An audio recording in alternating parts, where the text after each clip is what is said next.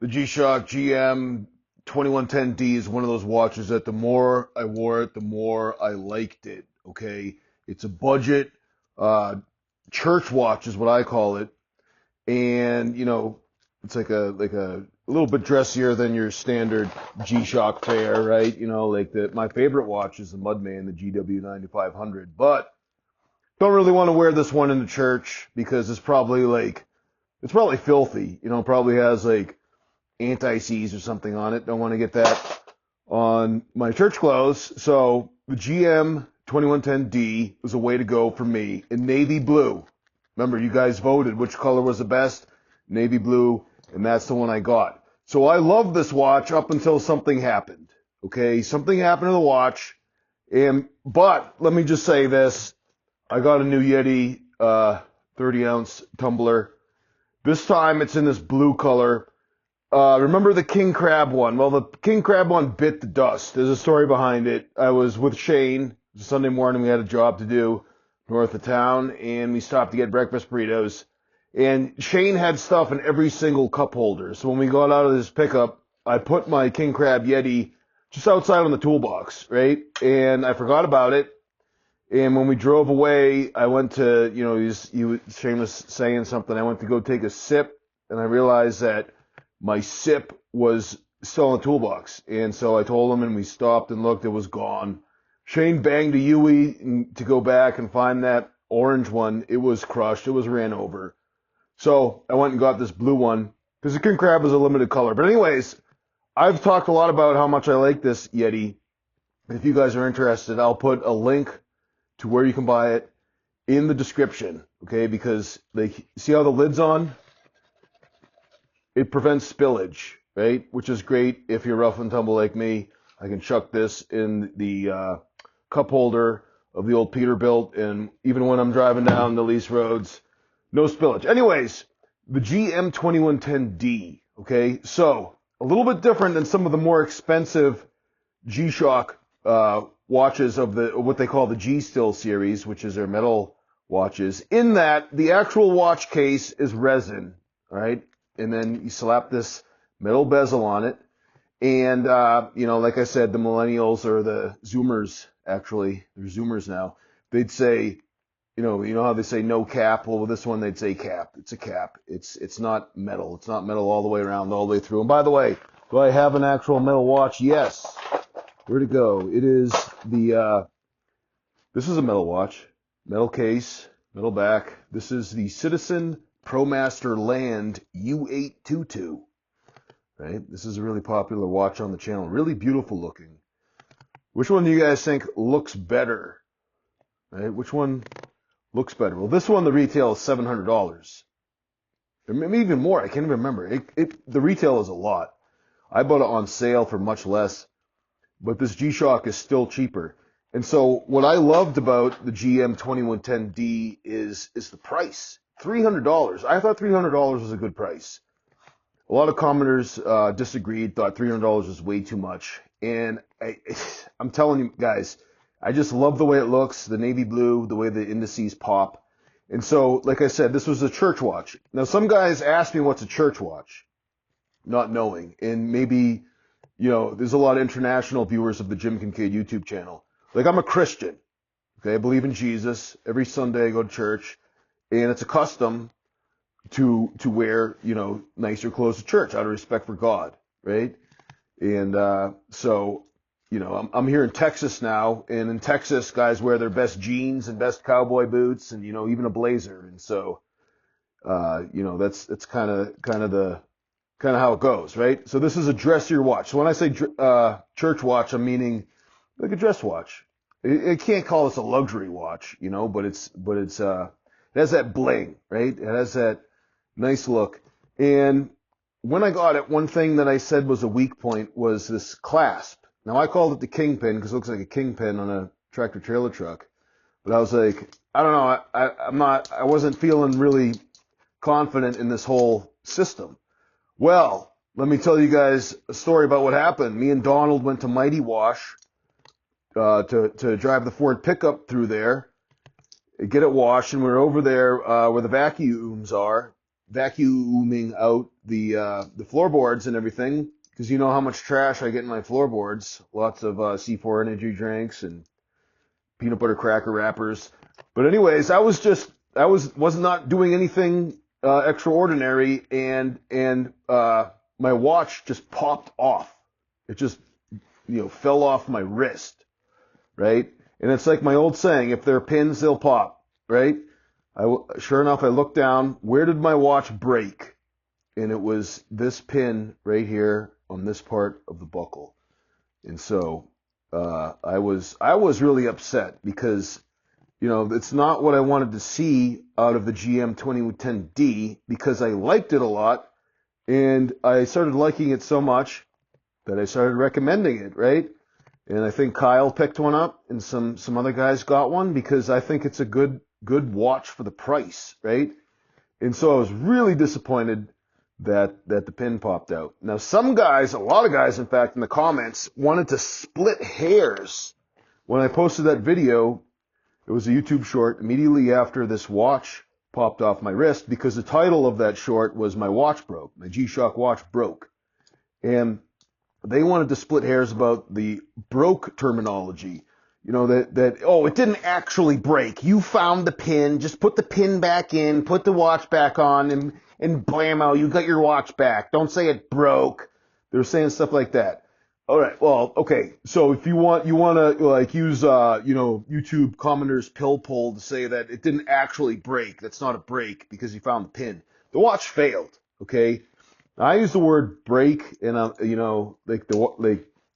for what happened, but I mean it's not really the point. Like, it failed, right? It came off the wrist.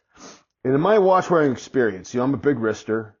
My wrist is 8.5 inches big, a little bit less now. In all my life, I've lost so many watches for the pins just pop and the strap comes off and the watch is gone and I don't even realize it. Okay, I did not feel this watch, the GM 2110D, come off. I heard it come off. I heard it clunk. I heard a metallic clunk sound on the door of my pickup, and I thought it was my Leatherman. I got it out of the sheath here. My Leatherman, which is the Leatherman Arc, right? It makes like a metallic sound. You hear that? It's all like this metallic sound. So I thought that I had dropped it. It sounded kind of like this. Well, maybe not as loud. A lot of clanging, a lot of that clanging noise from the metal. Right? This costs $230. Leatherman Arc. You can open it one-handed. What do you guys think about that? Anyways, back to this $300 GM 2110D. So I put the pin back in, and so my kind of diagnosis of what happened is that on this part of the clasp, you have it's just pressed steel, I guess is what they call it. When you look at these tabs, it's just metal bent up, and it's kind of bent out. And I think when it bends out, it's very possible to lose that pin. Now, a lot of you watching, it may not happen to you. All right. Well, you guys know me. I'm Jim Kincaid. I go pretty hard on stuff, and not even intentionally, I'm rough on stuff. And if a piece of metal is going to bend out on someone's wrist, it's going to be mine, right? And that's what happened. Okay. So I'm disappointed that the watch failed, because I was wearing it more and more just because I liked it so much.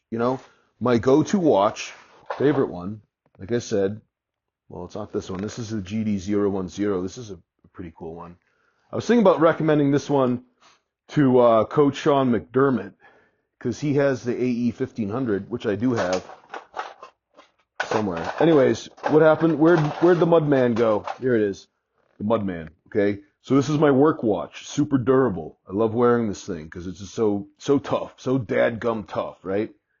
And then this is my work watch, and then this was my church watch. But what was happening is that this was my non-work watch. I started to like this so much that I was just wearing it all the time. It was just my casual watch. Anytime I wasn't working, when I was at home on a day off or off duty, I was wearing the GM 2110D. I just love how it looks. I got used to wearing a metal bracelet which kind of moves around a lot on your wrist. You know, like more than a regular strap would, because you can't really cinch it down. It's just one size, right? And so I just loved how it looked in the whole its whole aesthetic, right? Because a lot of G-Shocks in the G-Steel, they carry over the dots that are on a lot of G-Shocks. So let me see if I have another watch that has dots. I'm pretty sure I have one that has dots, which is the GW6900. Well, this one has dots. Well, just two. Let me see. Do I have more dots? Where are the dots? Show me the dots. Where did the dots go? All these watches, where are the dots? Anybody see the GW6900? Where'd it go? Where'd it go? It's gone. Guys, there's the GBD 500. Can you guys even read that negative LCD? Very difficult to read. It's somewhere in here. Oh, here we go. See the dots? The dots, right? This is like a basic G-Shock watch band. It has the dots. The classic squares have the dots. These, actually, I think that one interesting thing about the GW6900 is that the strap is actually one from squares. It has the dots. But anyways, oh, it's the top of the hour, so a lot of these are going to start beeping like crazy. Well, except for this one, because it's in low power mode. It hasn't been getting enough sun. Anyways, no dots. See, there's no dots. G-Shock put a lot of the dots on a lot of their G-Steel watches. All of them, I think. You know, except for the MTG line, and I think even the MRGs have the dots, right? No dots here, and so I like that sleek look. Okay, so I just want to say that I still love the look of this watch. I love the value, $300, and I'm very disappointed that the clasp broke. But if you guys just understand that this is not a super durable clasp, I think it's still a good buy. You know, like I am when a watch fails, I'm heartbroken. I don't like that, you know. But a lot of the commenters thought it was no big deal. It's a pretty big deal to me, and it ended up not being a big issue because obviously I didn't lose the watch, and I bent these tabs back in. I might have to do it again. It looks like they're bowing out, but the weak point is this clasp. This and not where I first thought. I first thought it would be the kingpin. It was actually this pin, right? And so to adjust it, I haven't adjusted it because, well, actually all I did was just bring it in a few micro adjusts, right? Some guys were asking how to adjust it. Well, it's a little bit different. A lot of like the bracelet watches have little pins that you poke from the side, which I think is a better system. This has pins that you have to get in with a tool. And so I haven't had problems with the other pins on the bracelet, just this part bowing out, okay? Now, I would like to compare this watch to some other of the G-Steels. Some of the higher ones obviously cost more, so it might take a while to get to that point where, you know, I'd be able to buy like a $500 G-Steel watch to compare it to this one, okay? Because, you know, besides being more expensive, it would probably have a better buckle, I would assume. And the other G-Steel watches that cost more also have the solar charging. They have the Bluetooth. I don't like Bluetooth. You guys know that, but they do have the Bluetooth. I don't think any of the Steel 2100 watches, the so-called Casio, because I don't think any of them have multiband 6, you know, until you get to the MRG line. And so I think it would be a good comparison, so it might take a while. Now, you guys should know that in G-Shock news, they discontinued the original GMB 2100 that has the dark dial, okay? And so one advantage to this less expensive watch is that the dial is very clear. You know, G-Shock has been putting a lot more emphasis on legibility, and I think a lot of it has to do with your comments. You guys are getting in the comments of my video saying what you like about G-Shock watches. G-Shock is reading them, right? And so we see a lot more of these watches, better legibility, far better legibility. And the legibility on this one, the GM2110D, navy blue, looks terrific. I mean, the legibility is great. not only that, but look at how the indices are like faceted. These faceted indices, like they just catch the light at all different angles. It allows you to ponder. You can ponder this watch. Me and another guy were talking about pondering, and he, I forget his name, I'm sorry, but he was out there in Europe in one of his like a van, saying he's sitting there pondering, right? This is a good watch for pondering, okay? And how do the other watches fare for pondering? I'm not sure. But even the more expensive of the G Steels don't have that facet to the indices. It's just a straight indice. Like, let me see. Let me compare it. This is the GAB 2100. See how? Well, I guess this is a bad example because there are facets on this one. Let me check the other ones. Do they all have facets? Here's the G. Well, look, this has facets too. All right. Well, I mean, I'd have to get my hands on the more of some of the higher end Casios to make a fair comparison. But there's a little bit of a side quest on the way because the Fine Metallic series was released by G-Shock in the United States just a couple days ago, and I purchased a couple of those Fine Metallic watches. They're pretty much, they call it vapor deposition, but it's pretty much spray paint, I think. I'm not sure, but they take like a band like this, and there's silicone on the inside, and then they put a metallic, they don't want to call it paint. They say vapor deposition. There's some process where you have like metal actually applied to the outside of the band, and then as far as I know, the bezel is steel on these watches. And it actually, one of them that I got is a square. It doesn't have the MIP, but it's gold, right? Well, that's a little bit of a clue as to one of the two that I got. And so what we're going to do is just compare them all and play one of those games where it's one stays, the others go. Okay, so we're going to put the GM2110D head to head against some of the new Fine Metallic series and see which one you guys like the best. Put them head to head and see what you guys think and see how comfortable that Fine Metallic series is. Because wearing a bracelet, I think it takes a little bit of getting used to. It does kind of catch your hair in between there, and it does slide around a little bit because you can't like crank down on the band like you could on a regular watch band. So a little bit of movement. So it takes some getting used to, right?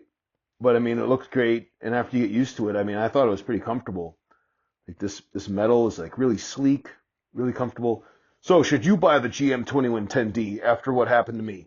Well, I would say that if you want a beautiful looking G-Shock metal watch, this is great. You know, with the bracelet, you know, in terms of saving money, $300, you know, retail, and it goes down from there. I mean, I'm sure you could find it on sale or somewhere.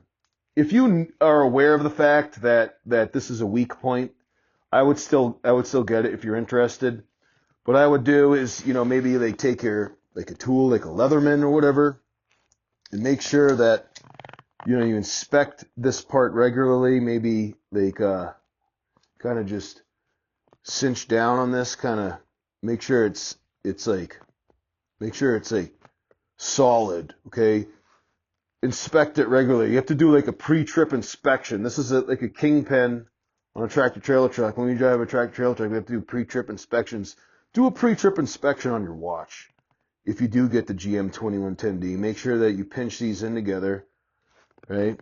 Just so that you're sure they're not going to pop apart, right?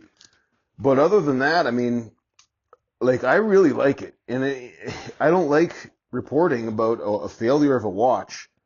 But for me, pins popping out are just terrible. And I know Philip Lahell said, well, all watches have pins. Yeah, I understand that, but I mean, like, G-Shock, their strategy for pins has always been to use like a hooded lug system, right? Like where are the pins on this? These are like, this is the Rangeman GW9400. Like the pins are way in there, right? And they're smaller than the watch band.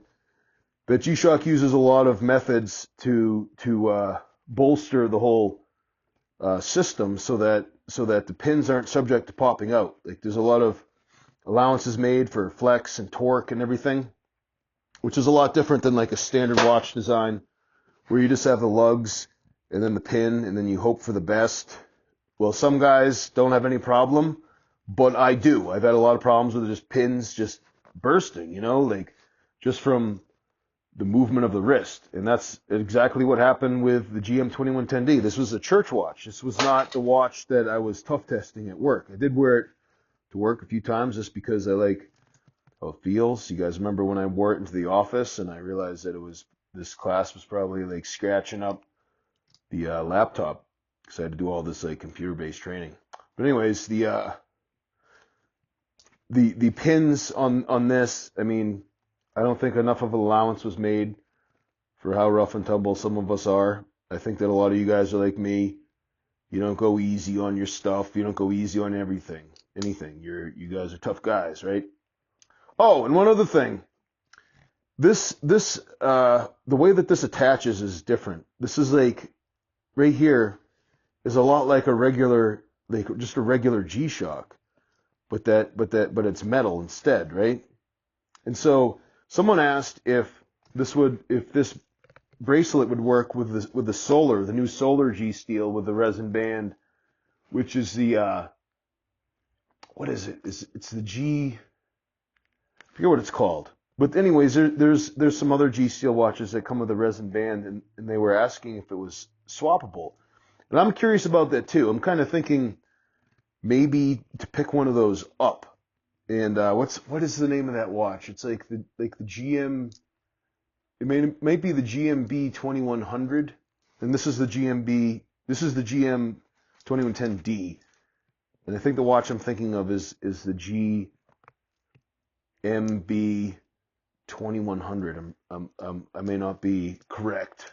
Some of you guys are going to correct me. I know it. But anyways, will this bracelet fit on that one? That's a good question. And if I can get my hands on one of those watches, because I'd like to try out one of those too, because like the legibility is pretty good and it's a solar powered watch. It'd be interesting to see if the band's swappable, excuse me. So, gentlemen, Jesus is the way, the truth, and the life. No man comes to the Father except through him. I'm Jim Kincaid. Thanks for watching.